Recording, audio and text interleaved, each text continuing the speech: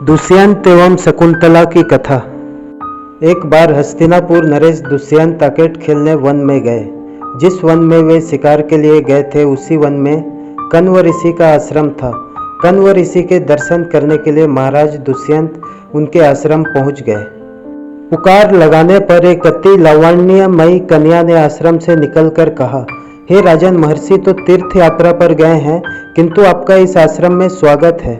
उस कन्या को देखकर महाराज दुष्यंत ने पूछा, बालिके, आप कौन हैं? बालिका ने कहा, मेरा नाम शकुंतला है और मैं कण्व ऋषि की पुत्री हूँ।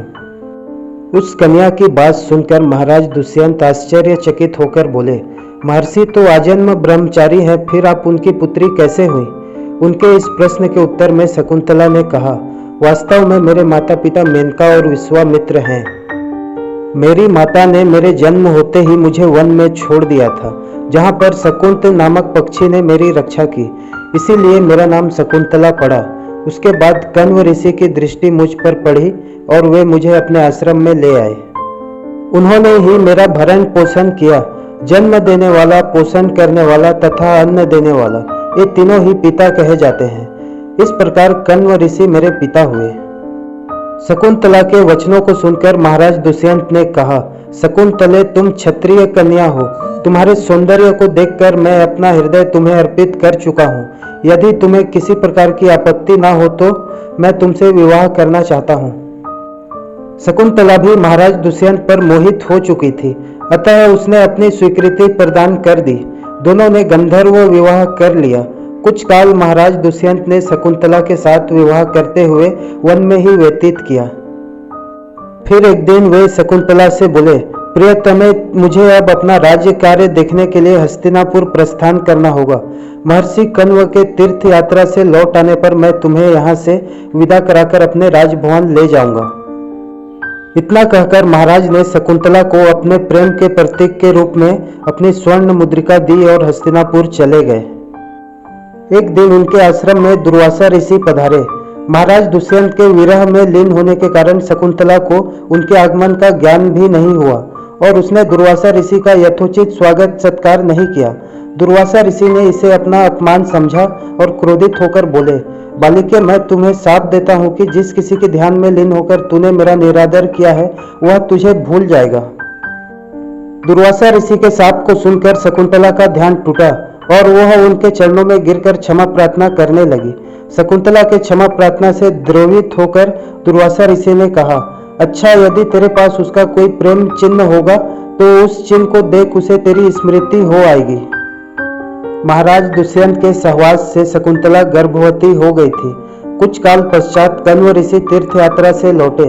तब शकुंतला ने उन्हें महाराज दुष्यंत के साथ अपने गंधर्व विवाह के विषय में बताया। इस पर महर्षि कण्व ने कहा, पुत्री, विवाहित कन्या का पिता के घर में रहना उचित नहीं है। अब तेरे पति का घर ही तेरा घर है। इतना कहकर महर्षि ने शकुंतला को अपने शिष्यों के साथ हस्तिनापुर भिजवा दिया। मार्ग में एक सरोवर में आचमन करते समय महाराज दुष्यंत की दी हुई शकुंतला की अंगूठी, जो कि प्रेम चिन्ह थी, सरोवर में ही गिर गई। उस अंगूठी को एक मछली निगल गई। महाराज दुष्यंत के पास पहुंचकर कण्व ऋषि के शिष्यों ने शकुंतला को उनके सामने खड़ी करके कहा, महाराज, शकुंतला आपकी पत्नी है, आप इसे स्वीकार करें। महाराज तो दुर्वासा ऋषि के शाप के कारण शकुंतला को भूल चुके थे, अतः उन्होंने शकुंतला को स्वीकार नहीं किया और उस पर उल्टा होने का लांछन लगाने लगे। शकुंतला का अपमान होते ही आकाश में जोरों की बिजली कड़क उठी और सबके सामने उनकी माता मेनका उसे उठा ले गई। जिस मछली ने शकुंतला की अंगूठी को निगल लिया था, एक दिन वह मछुआरे के जाल में आ फंसी। जब मछुआरे ने उसे काटा तो उसके पेट में अंगूठी निकली। मछुआरे ने उस अंगूठी को महाराज दुष्यंत के पास भेंट के रूप में भेज दिया। अंगूठी को देखते ही महाराज को शकुंतला का स्मरण हो आया और वे अपने कृत्य पर पश्चाताप करने लगे। महाराज ने शकुंतला को बहुत ढूंढवाया, किंतु उसका पता नहीं चला। कुछ दिनों बाद देवराज इंद्र के निमंत्रण पाकर देवासुर संग्राम में उनकी सहायता करने के लिए महाराज दुष्यंत इंद्र की नगरी अमरावती गए। संग्राम में विजय प्राप्त करने के पश्चात जब वे आकाश मार्ग से हस्तिनापुर लौट रहे थे तो मार्ग में उन्हें कश्यप ऋषि का आश्रम दृष्टिगत हुआ। उनके दर्शन के लिए वे वहां रुक गए। आश्रम में एक सुंदर बालक एक भयंकर सिंह के साथ खेल रहा था।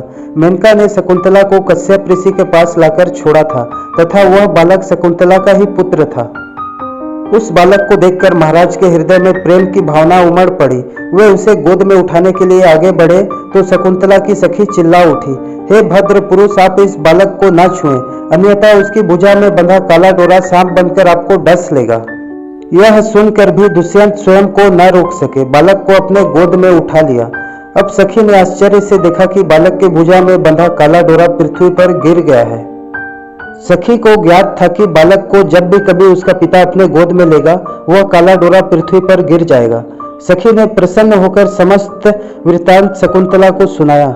शकुंतला महाराज दुष्यंत के पास आई। महाराज ने शकुंतला को पहचान लिया।